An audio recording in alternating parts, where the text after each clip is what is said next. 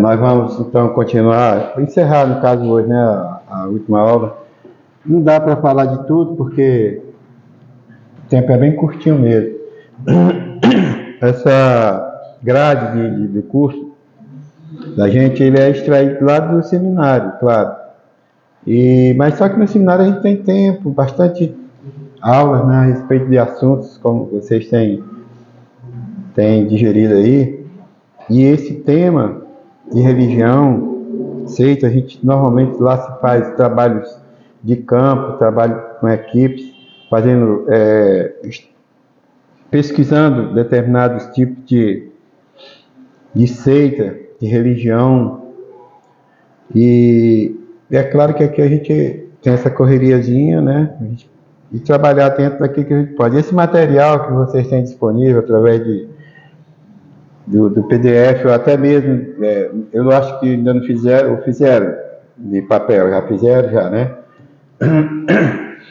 Então aí vocês têm em mãos para vocês terem pelo menos o conhecimento básico.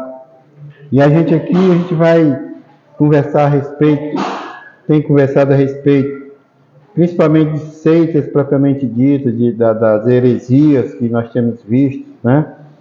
Os aspectos comuns entre as seitas, como tem sido algo assim muito impactante quando a gente não tem uma fé assim bem alicerçada nas coisas de Deus, a gente fica vulnerável.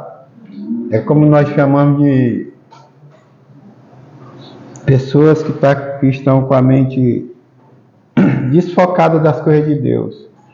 Fica mais fácil de ser convencido por essas seitas. No início da apóstola de vocês viram aí exemplos de algumas seitas que aconteceram, principalmente nos Estados Unidos, onde as pessoas, os líderes, eles se preparam, eles às vezes são preparados exatamente para persuadir, para convencer a cada um das pessoas que estão mais desatentas às coisas de Deus, né? E aí a gente vê algumas seitas que colocam Jesus como algo assim secundário, no terceiro, segundo, 10º plano, priorizando sempre aquilo que eles defendem e não aquilo que a palavra de Deus coloca na nossa mente, né? Eles chegam até a tirar não dá ênfase à divindade de Jesus. É uma coisa absurda. Aí a gente fica imaginando isso. E é real, é coisa real, não é brincadeira não, a coisa funciona mesmo. Eles pegam algumas partes da Bíblia, alguns versículos, assim, aleatórios na primeira mão, né? Mas na verdade eles trabalham esses versículos que interessam a eles. A gente tem tanto falado a respeito de ler a Bíblia, né? De ler a Bíblia. Eu li a Bíblia, pastor, já li 10 vezes, 20 vezes, 100 vezes, tá? Mas e aí, você leu, ou você estudou, ou você meditou, ou você refletiu, ou você pesquisou? Essa questão, por exemplo, que o João está falando aí de alto e baixo Egito, por que não dar uma pesquisada nisso, né? Hoje em dia, João, o alto e o baixo já foi unificado, hoje em dia, tá? Mas existia uma diferença, isso aí é tudo em cima do Rio Nilo, que corta, né? O Rio Nilo é que faz essa divisão, não, que fazia essa distinção em cima de áreas que eram bem promissoras, assim, no lado da agricultura, e outro que era menos promissor. O mais promissor era o lado do norte, o menos era o lado do sul, mas o Rio Nilo ele dava a bacia. Mas enfim, isso aí... Mas por que não dar uma pesquisada? Isso que é legal. Eu li isso aí, mas e aí? Dá uma olhada lá. Hoje em dia nós temos ferramentas boas para trabalhar, né? Algo assim tremendo. E é isso, você leu sobre uma seita e você achou interessante a maçonaria, legal, tal. Cara, estuda melhor, pesquisa melhor, procura pessoas que às vezes já fizeram parte do processo, ou então, de repente, até já estudaram mais sobre aquilo e pedem uma opinião. Quer ver uma coisa? Uma pessoa está em depressão, aí corre para o Google e vai estudar depressão. Aí acha que já sabe sobre depressão. Aí diz, não vou procurar psicólogo, não vou procurar psiquiatra não, porque eu já sei tudo de depressão. Quantas vezes eu recebo pessoas no consultório que a gente vai falar? Um dia desse eu estava falando com uma moça, então eu digo, esse transtorno seu é borderline. Pastor, não é, doutor, não é não, eu sou, eu fico calado. Por quê? Leu, mas não pesquisou direito. A gente lê a Bíblia e tem que pesquisar. Essa pergunta de João é uma pergunta que vale a pena. Não custa nada, gente. É uma coisa simples que você dá uma pesquisadinha. Já sei mais ou menos por que a distinção de uma coisa da outra. Aí você procura pessoas que são mais qualificadas. Às vezes o cara, por exemplo, você se gradua numa área. Tá, eu sou graduado. Mas lá na sua mesma área tem cara que é mestre. Ele já estudou mais um pouco, aí o outro já é doutorado. Percebe? Depois o cara é PhD, é pós-doutorado, e por aí vai. Não custa nada, gente. É questão de humildade mesmo. Tem gente que é arrogante, gente. Chega para você que é um líder espiritual, que é um diácono, é um professor de escola dominical, enfim. E aí você fala alguma coisa no sentido de ajudar essa pessoa, e a pessoa, eu já sei disso. Isso aí eu já li. Rapaz, é uma pancada que a gente sente lá dentro do coração. A gente querendo ajudar o outro, não. Sabe? Pai, eu já sei disso, pai. É mesmo? Tá bom.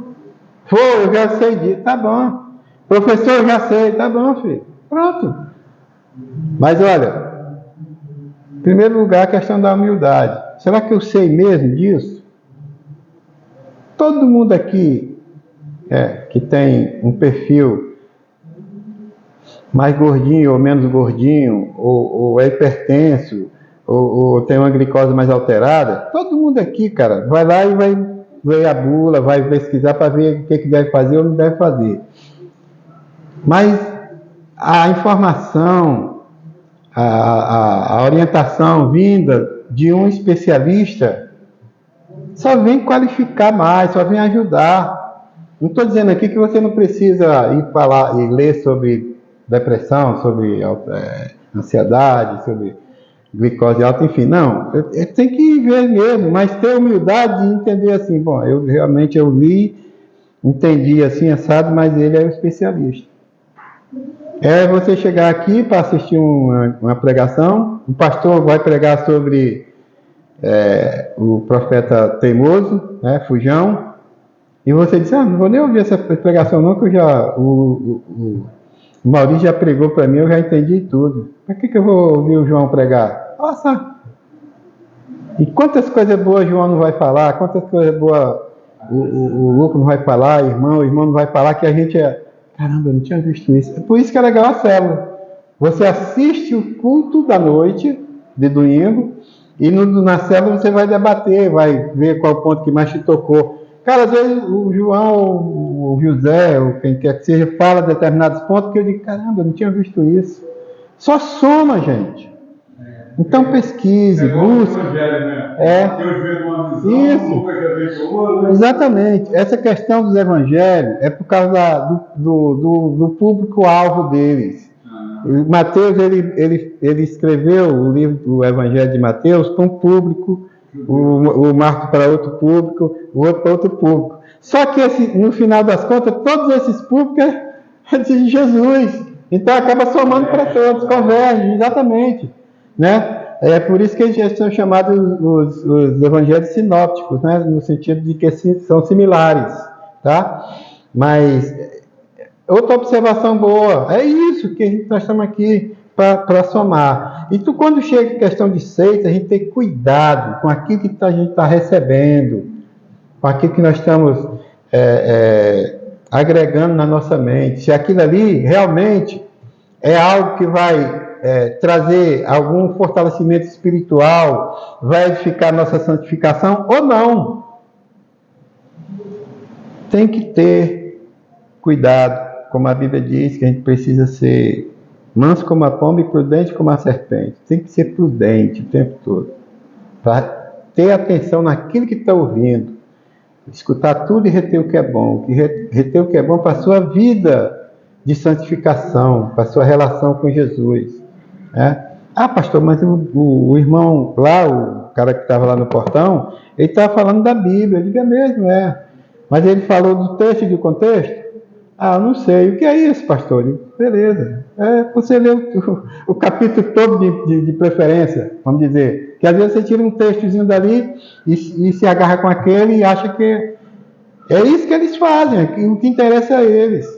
Então, ter cuidado, gente, com essas seitas terríveis que aparecem por aí, botando Jesus em segundo plano, né? Eles sempre acham que são os únicos que estão certos, não são humildes nesse sentido, né? Não são humildes. A gente aprende com todos, com o irmão que está hierarquicamente acima ou hierarquicamente abaixo, como seu subordinado. Você aprende, cara. Eu, como vovô, aprendo com as minhas netas, com meus netos. E não precisa correr muito, não. Ellen, cuida do meu... Faz isso assim, assim, no chante, ela... E eu passo 2 dias tentando resolver como é que eu faço isso, ela vai lá em 2 segundos e resolve. Quer dizer, cada um é questão de... Aí, no caso, é uma visão, né, que a pessoa tem. Assim também, se for olhar para o lado da aplicação da nossa vida espiritual, também. Você escutar um jovenzinho, como nós temos aqui, alguns jovens que pregam, às vezes a gente dá oportunidade na vigília de jovens pregar, vocês precisam ouvir, gente, é algo assim maravilhoso, as pregações deles, sabe? E às vezes você acha que eu não vou aprender com jovem, aprende, é humildade, eles não são humildes, porque eles dizem que eles só creem naquilo que interessa a eles, que eles são os únicos certos. Isso é o que as seitas veem e mostram, né?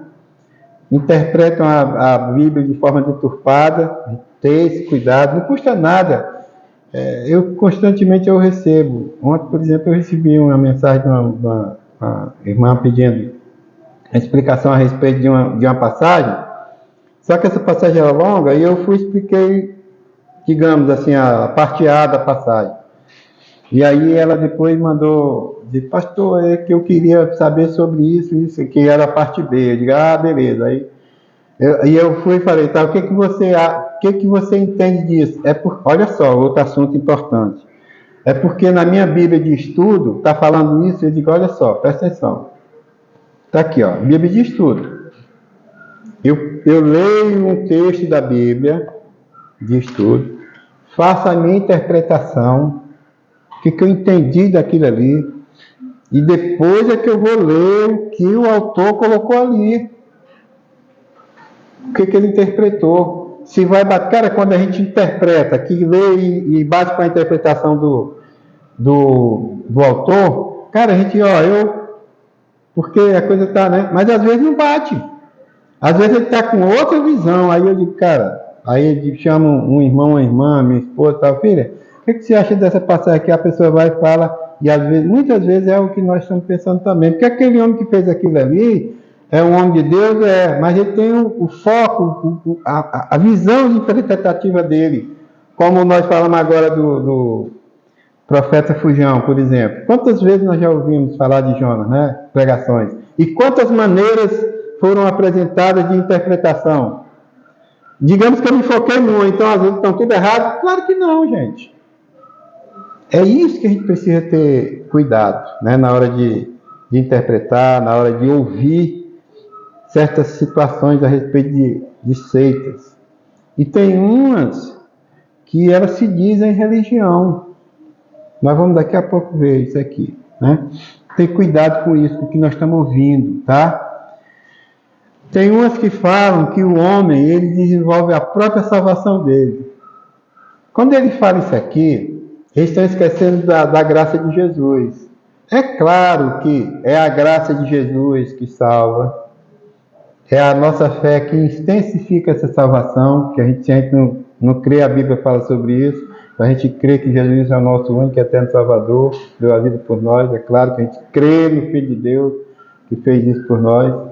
Aí vem a graça e vem a nossa fé intensificada, né? A gente, quando entra com essa questão da nossa fé intensificada, quem é que está tendo essa fé? Eu, o homem, a pessoa. Quando eu leio mais a Bíblia, eu me intensifico, eu estudo, quando eu pesquiso, quando eu me envolvo mais com os cultos doutrinários, com a comunhão entre os irmãos, eu estou intensificando a santificação, e a Bíblia diz que sem santificação e sem comunhão ninguém verá Deus. Essa santificação depende da gente, e eles se prendem somente à ação do homem, no sentido de ajudar, no caso de algumas seitas aí que se eles for lá para a praça botar sopa para as pessoas, eles dizem, bom, estou salvo, porque eu botei sopa para um menino. É só isso? Claro que não. Mas botar essa sopa lá para alguém depende da gente, é claro. Mas a gente está sendo conduzido por quem? Pelo Espírito Santo de Deus. Muitas vezes, quando nós estamos sem Jesus no coração, a gente não pratica determinadas coisas que nós, com Jesus no coração, praticamos em benefício do outro. É isso. Agora, isso basta? Não. Primeiro, a graça de Jesus. Hein? Sim, consagrar é no sentido de você entregar tudo aquele benefício, tudo nas mãos de Jesus, né? Agora há pouco mesmo eu consagrei um medicamento. A irmã ia, eu vou tomar, vem cá, bota aqui, vamos consagrar. Entregando nas mãos de Jesus, para que aquele medicamento, pela fé que a gente tem no poder divino, venha gerar um acalento. Aí nós de lá para cá. E aí eu explico, olha, isso aí foi feito, filho. Quando Jesus, o cego Bartimeu, diz, meu filho de Davi, tem misericórdia de mim. Aí ele, você quer o quê, filho? Quero ver. Você está vendo? O outro lá na cidade de... Esqueci agora. Hein?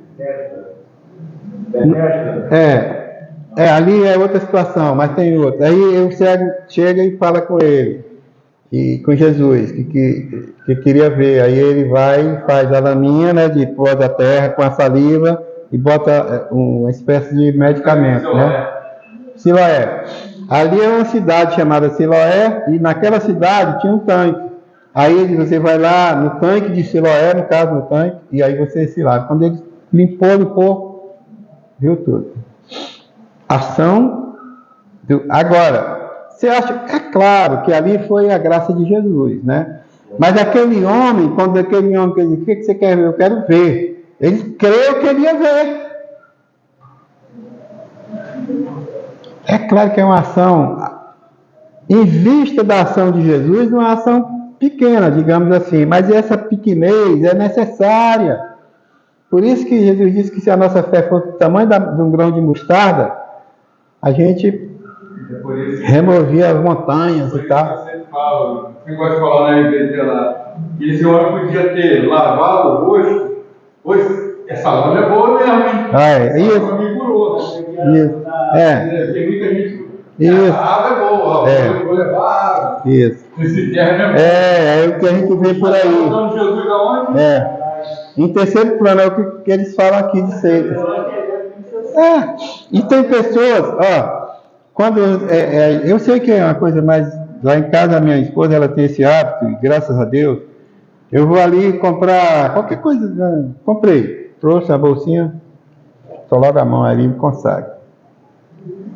Primeiro que é uma graça de Deus, a gente ter condição financeira para ter comprado aquilo. Porque se eu chegasse lá para o cara e dissesse assim, eu vim aqui, mas eu não tenho dinheiro. Aí, pô, cara, vai em outro estabelecimento, que aqui é só se tiver coisa, ou então um cartão, não sei o que e tal. Mas o fato é que ali já é uma bênção de Deus, porque Ele está te dando condição de prover, de ser o provedor. E aí, a gente é o provedor, a gente está recebendo essa graça de Deus, mas a gente não está sendo grato. Então você agradece a Deus e já consagra, entrega nas mãos de Jesus aquilo. Sabe por que a gente consagra? Também, você compra uma camisa. Quem fez essa camisa? Quem costurou tua camisa? Quem botou os botões, digamos? Ah, foi máquina, calma. Foi uma costureira, digamos. Será que essa costureira era cristã ou era da macumba? Viu a importância de você consagrar? Pode ter sido por onde quer que tenha sido, ter passado, mas agora ela está consagrada a Jesus Cristo. Jesus está dando, está botando ali, através da fé que você tem, que aquilo ali é algo assim, vamos dizer assim, purificado. Não torne comum aquilo que eu purifiquei. Foi o que o anjo falou para Pedro. Quando Pedro foi oferecido a ele, agora tu pega, mata e come. Ele ia almoçar na casa de Cornélio. E no meio do caminho ele parou e teve uma visão do céu com a rede cheia de pássaro e tal. E ele diz, essa imundícia eu não como. E aí o anjo vem e diz, não torne comum aquilo que eu purifiquei. Às vezes a gente faz isso. Deus está te dando a bênção e a gente faz pouco caso daquela bênção. Cuidado, né? Você precisa consagrar a Jesus, tudo, receber, abraçar. É bênção, se agarra com ela. Jesus está te dando, não torne comum aquilo que eu purifiquei. Às vezes eu uso esse termo, essa passagem até com casais.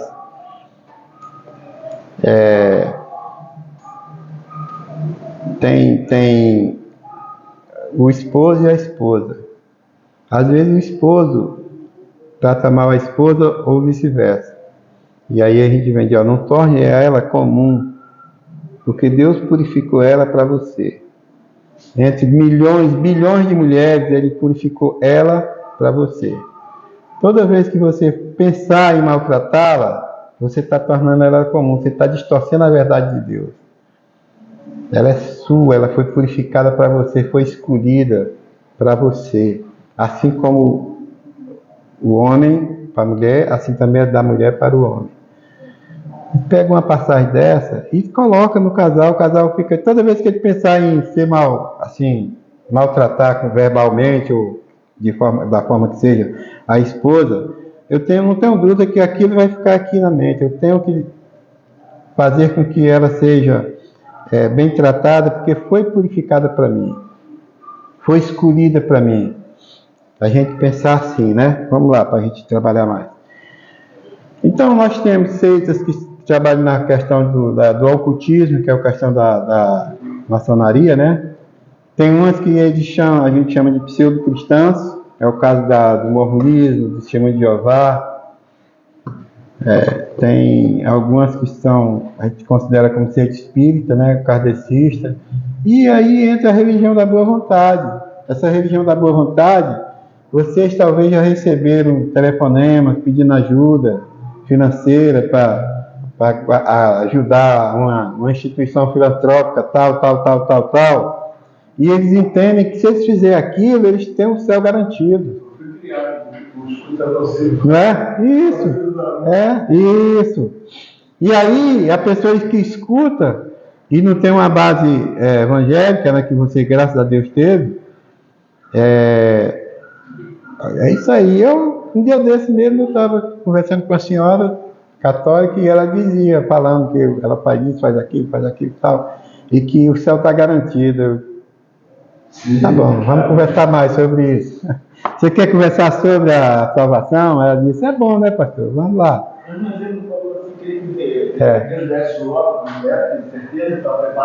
É isso, cara. E os líderes, eles conseguem, assim, entre aspas, né, fazer uma lavagem cerebral na pessoa e injetar essas questões, né?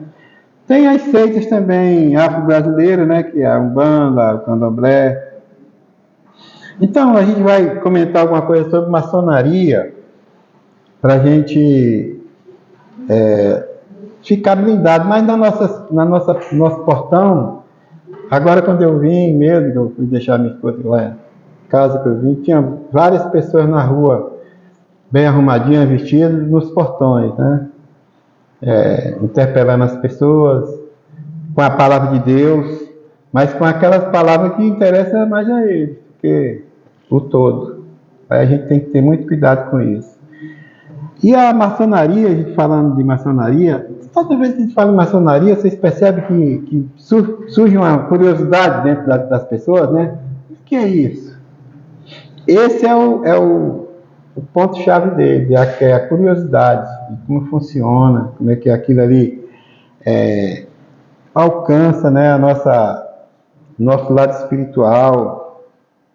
Só que ela é como se fosse uma sociedade fechada.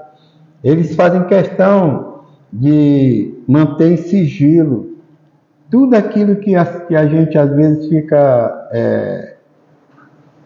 querendo saber, é como se fosse algo secreto mesmo. Eles ficam segurando. Quando há uns 30 anos atrás, cara, mais ou menos, eu fui convidado para fazer parte dessa seita na época. Eu ainda estava trabalhando lá na Marinha ainda. E o camarada lá, ele suou a camisa, sempre apresentando algum tipo de vantagem. E as vantagens normalmente são vantagens fisiológicas, vantagens financeiras e coisas parecidas. Eu não era cristão na época, né? Não era cristão. Mas a minha esposa era cristã, minhas filhas eram cristãs. E aí a oração faz toda a diferença nessas horas. Porque eu não era cristão, mas eu ouvia, eu vinha na igreja, eu participava de algumas coisas, mas eu não tinha assumido ainda, né, as tarefas, né, para poder disseminar a palavra de Deus. E aí, parece que o maligno ele fica atento a isso e diz, isso aqui é presa que eu vou tentar resgatar antes que seja tarde. E o dito cujo lá, né, o senhor lá tentou, lutou, fez de tudo quanto é coisa e tal, mas emoção zero para ele e vida que segue, né? Sempre com alguma coisa oculta, sempre com alguma coisa que as perguntas que eu fazia a ele, que a gente fica curioso sim, nunca tinha uma resposta que me convencia, né? Porque às vezes a gente diz assim, pergunta o nome de um cidadão ou de uma cidadã. Aí o cara diz o nome dele. Você sabe por que o seu nome é João? O cara não sabe. Né? Da cartilha que ele estava preparado para uma pergunta que desvia daquilo. Rapaz, olha, tem uma coisa tão bacana que Jesus ele escolhe a gente no ventre da nossa mãe, né? A gente, como o João às vezes fala que gostava, né? Gostou de rock e tal, que ia pro Rock in Rio, aquela coisa toda. Ele ia para lá, cara. Eu, quando eu não era cristão, viajei nesse mundo todo, viajei muito, muito, muito, muito mesmo. E, sinceramente, de coração, quantas vezes eu estava em determinados lugares, no pagode e tal, aí vinha aquilo na minha mente, cara, isso aqui não é lugar para mim, cara. Vinha assim na minha mente. Eu me deleitava com aquilo, porque a carne se deleita, eu brincava e tal, aquela coisa toda. Mas lá dentro da alma dizia, aqui não é lugar para mim. E o Espírito Santo de Deus já está dizendo, cara, tu é meu, cara, calma. É assim, eu não tenho certeza porque eu não estava, né, não. Mas o João lá no rock dele lá, ele dizia, cara, esse negócio aqui não é uma coisa tão bacana assim. Sabe aquela alegria que você sabe que é uma alegria bem superficial e passageira? É isso. É o cara lembrar, né, da ressaca, né? O cara que já bebeu bebida, do outro dia diz, nunca mais eu faço isso. No outro dia está enfiado de novo. Uma alegria passageira.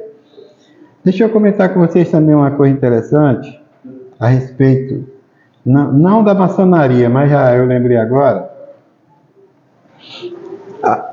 Eu estava conversando com um jovem ontem, e ele me contou que uma pessoa chegou para ele, e essa pessoa é do centro espírita, né? E aí contou para ele que ia acontecer isso na vida dele, não faça isso, porque senão tal. Aí, um cristão, participativo. Pastor, como é que pode isso? O cara lá do centro de macumba, cara, ele me falou tudo que estava acontecendo, que poderia acontecer. Eu digo, é mesmo, E aí, o que você... Ele disse, não, mas o senhor sabe, né? Eu digo, cara, olha só, eu vou levar para outra vertente. Quem fez todo esse processo, toda essa artimanha na situação dele lá, quem armou toda essa arapuca foi quem? Foi Jesus? Aí falou, não. Eu digo, pois é, quem armou foi o maligno.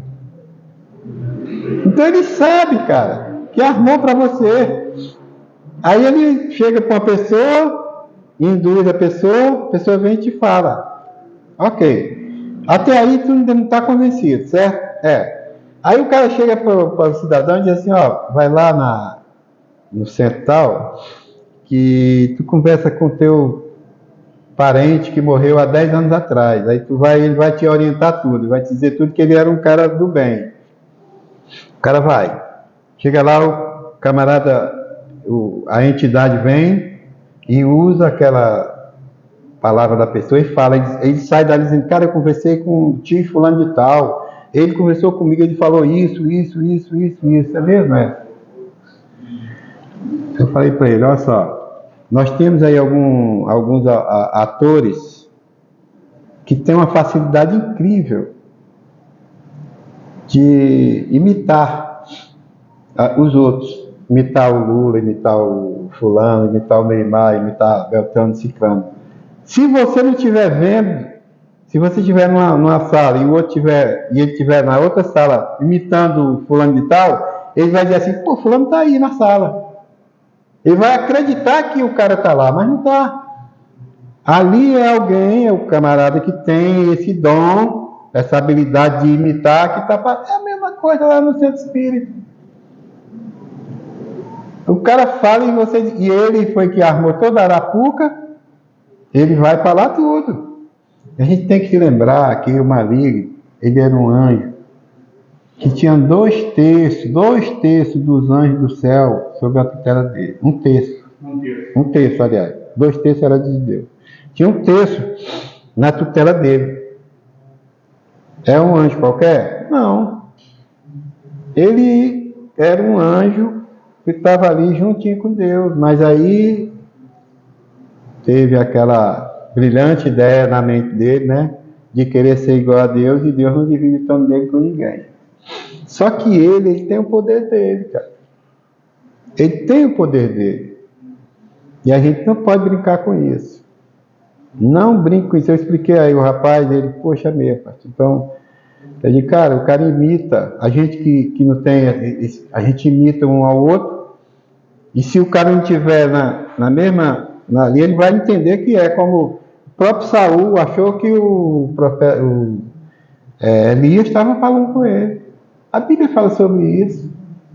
Ali foi uma arapuca do maligno.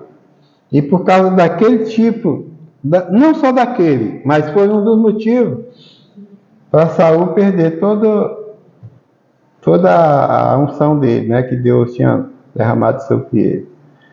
Mas ele duvidou da divindade de Deus e foi buscar deuses estranhos, né? E ali foi a queda de Saul. No final ele fica igual a um bicho. Mas enfim, cuidado. Às vezes a gente escuta pessoas, cara, o cara chegou e falou isso assim. É diferente de uma mensagem que a gente recebe de Deus. A gente sabe que a revelação de Deus está aqui, ó. A revelação de Deus é aqui. Mas Deus é onipotente, Ele é poderoso o suficiente para te revelar qualquer coisa através de alguém também. Ele tem poder para isso. A gente tem que ter cuidado com profecias, com profetadas, tem que ter cuidado. E essa questão de seitas é coisa terrível, você tem que estar super atento a isso. E a maçonaria, ela fala muito a respeito da questão desse ocultismo. A pessoa que vai para o centro espírita, ele não sabe, ele não tem convicção plena daquilo, mas ele é convencido de que está falando com Beltrano, com Cicrano, que o recado é esse ou aquele, pô, tá vendo? É isso mesmo. E o final dele, normalmente, é um final super triste, né? E a gente entende que quando a gente fala de maçonaria, por causa dessa nossa curiosidade, ela acaba alcançando as igrejas. Infelizmente, nós temos muitos pastores aí que são maçônicos, aqui entrando para essa seita. E a gente sabe que Oséias 4,6 fala, né, que o meu povo foi destruído por falta de conhecimento. A gente buscar, a gente está bem alicerçado, por isso que eu comecei falando com vocês sobre a questão da apologética, defesa da fé. Você nunca, jamais duvidar daquilo que está na palavra de Deus, agarrado o tempo todo com ela, né? E a gente saber que, primeiro, que é um sistema religioso que é regido pelo paganismo, porque existem vários segmentos, vários deuses, né, entre aspas, pagãos que vão tratando da base da maçonaria. Ele falando em base, ele diz que existe uma tal de loja azul, está na porteira de vocês isso, tá? Que eles chamam de capa do livro. E existem as hierarquias lá dentro também, que é o aprendiz, o companheiro e o mestre. Quando a pessoa chega lá, e muitas coisas que eu tenho aqui disponível, esse senhor que queria me levar para essa seita, ele não me dava essas respostas. Eu não sei, é uma coisa que não cabe a vocês, mas um dia desse, tem o Vasco tem um presidente chamado Pedrinho, que ele assinou há pouco tempo, e o Vasco estava sob a regência de uma instituição financeira aí do americano. E quando essa instituição comprou os direitos de manusear o futebol do Vasco, existia cláusulas lá que você não podia falar para ninguém. Aí o Pedrinho deu uma coletiva. Aí os repórteres perguntavam a ele: Pedrinho, isso eu não posso falar. Pedrinho, isso eu não posso falar. Ele repetiu isso aí N vezes. Depois fizeram um bocado de brincadeira, dizendo que é uma coletiva daquilo que eu não posso falar. Então, para que coletiva? É mais ou menos isso. Ele diz, muitas coisas que estão dentro do contexto assim, dessa seita, as pessoas não podem revelar, não podem falar. Eles querem que isso aí seja escrito. Aí tem um grau mais elevado, que é o 33º grau, né, aqui no Brasil, como eles chamam de grande inspetor geral, né? E tem umas questões, 3 pontos assim que eles acham fundamentais também, que é a paternidade de Deus. Eles já tiram Jesus da situação, ou seja, não inclui a Trindade, né? A fraternidade universal, quando eles falam de fraternidade, significa o quê? A questão da ajuda mútua, né? Que eles querem, que acham que aquilo ali. E a imortalidade da alma.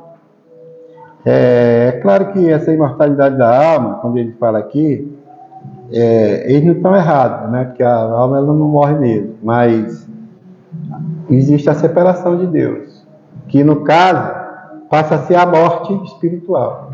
Aí sim, aí ela tem uma morte espiritual, mas ela continua lá no inferno. Isso aqui é algo que a gente precisa também estar bem atento a essas questões das cerimônias ocultas deles, né? Tem muitas doutrinas deles também, muitas simbologias, né?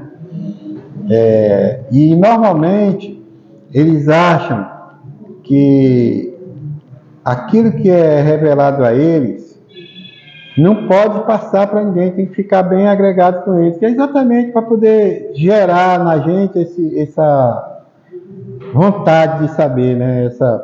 Esse desejo aí de descobrir.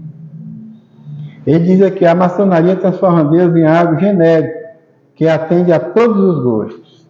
Olha só que coisa terrível. Aí vamos, isso aqui é importantíssimo, tá? Porque quem tiver a apostila, por que o cristão não pode ser maçom? Por que o cristão não pode ser maçom? Ele diz que ele ensina que a paternidade universal de Deus e a Bíblia não estão em pauta, né? Que aí fala João 12, que distorce isso. A maçonaria crê numa concepção vaga de Deus, um Deus sem rótulo, a tal ponto que a glória do grande arquiteto do universo, que é o que eles se agarram, antecipa, né, formalmente a qualquer tipo de ação de Deus na vida das pessoas, né? Aí ele acha que Deus pode ser Deus mesmo, o próprio Deus, pode ser Jeová, pode ser Buda, pode ser Alá, pode ser Lúcifer. Olha que coisa terrível. Por isso que eles distorcem de forma assim plena, né, a Bíblia.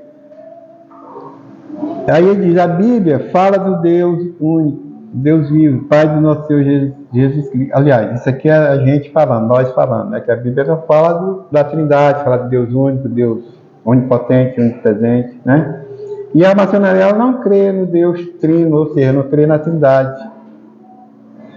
E nem na divindade de Jesus, nem do Espírito Santo. Só existe Deus, como existe Buda, como existe Alá, como existe Lúcifer e por aí vai.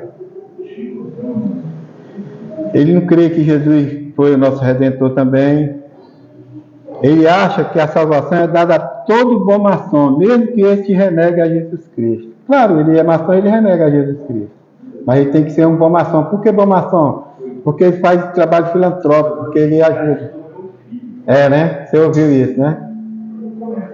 Sim, foi.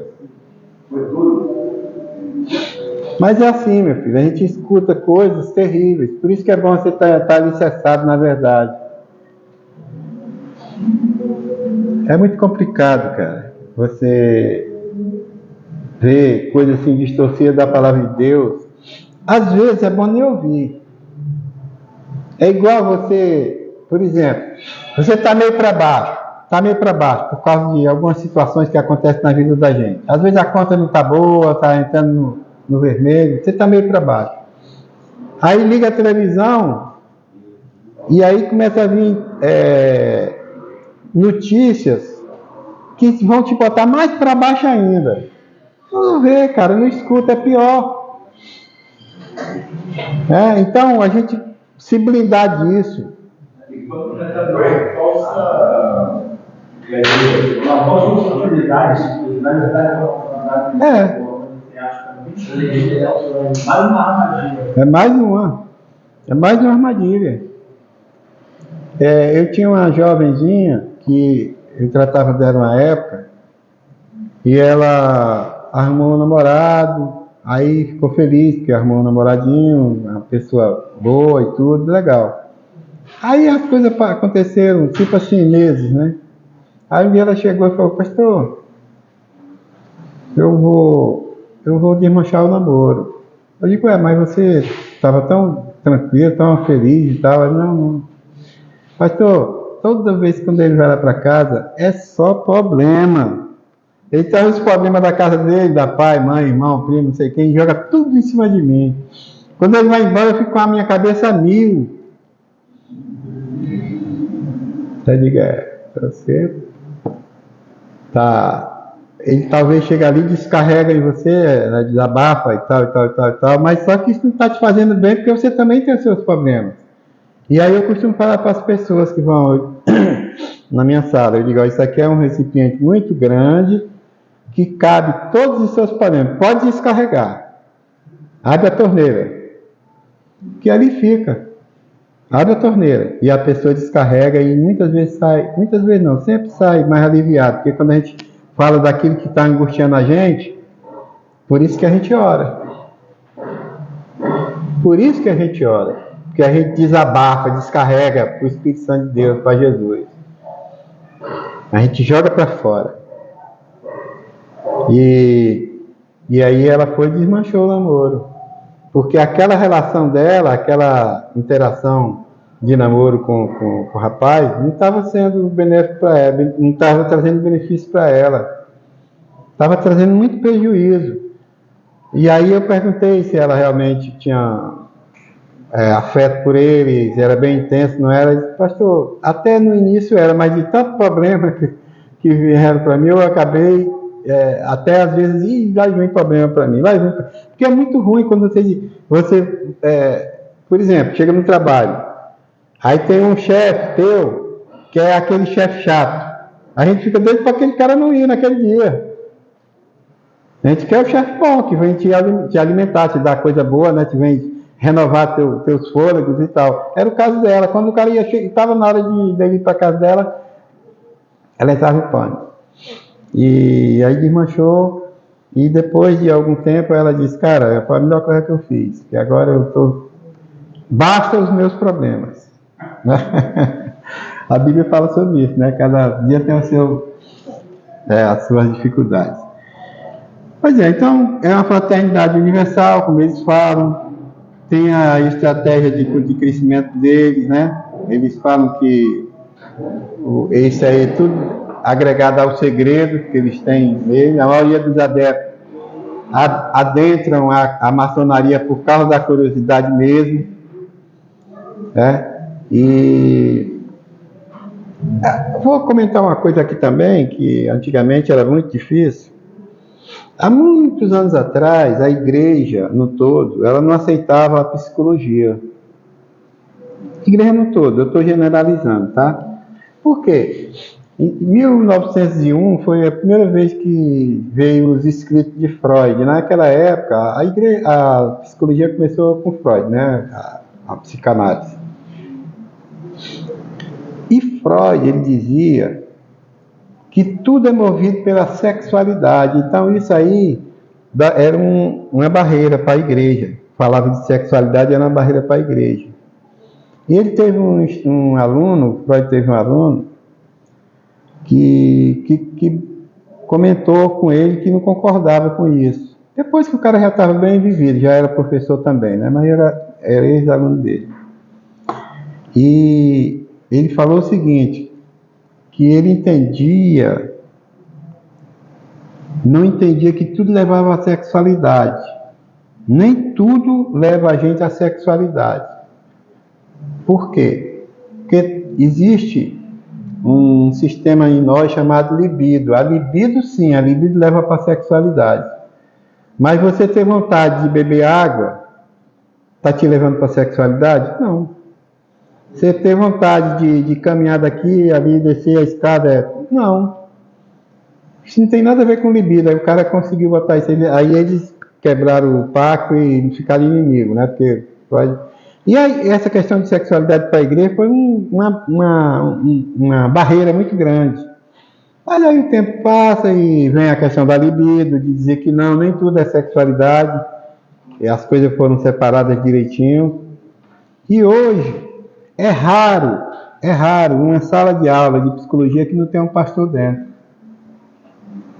Tá? Os pastores começaram a buscar aprender mais do nosso emocional, porque nem tudo, e até na minha monografia na época que eu fiz, eu falei, aconselhamento psicoterápico e aconselhamento cristão tem vínculo? Pergunta que eu fiz e para eu responder. A gente entender que nem o psicólogo ele não pode psicolizar tudo e nem o pastor pode espiritualizar tudo.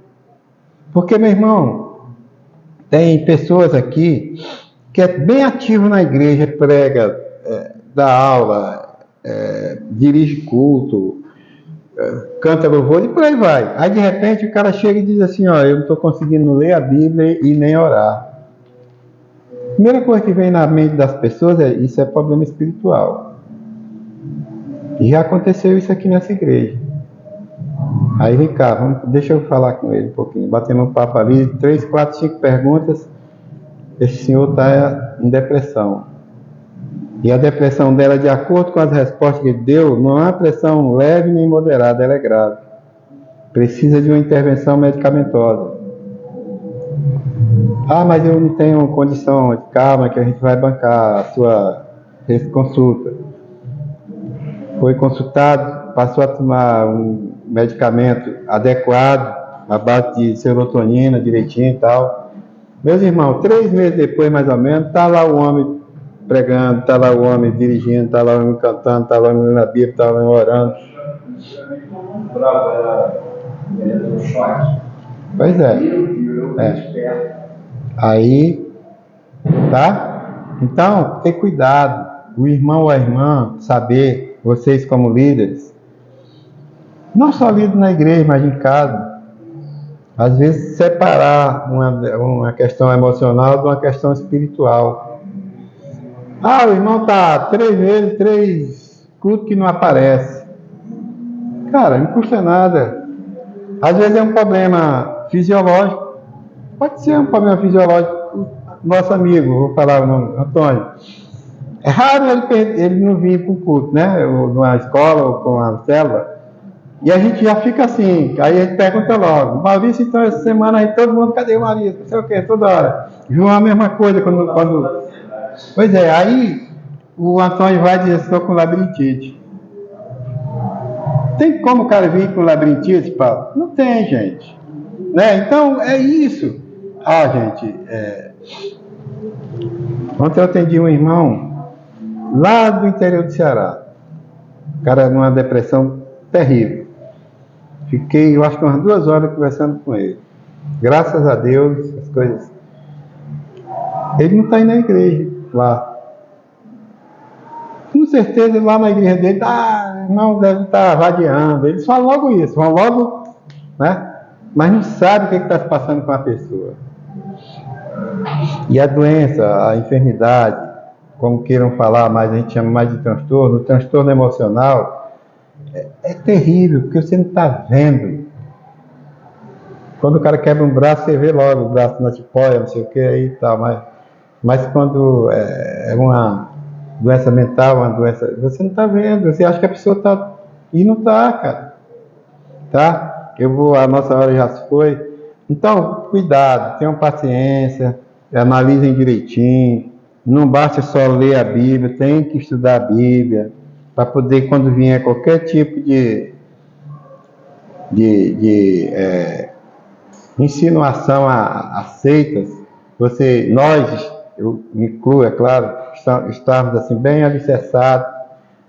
Tem muita coisa boa aí para vocês lerem aí nessa apostila, mas no Google tem coisa também bacana que vocês vão agregar mais ainda, no sentido de não se deixar ser persuadido, de deixar ser convencido por essas seitas e heresias que existem.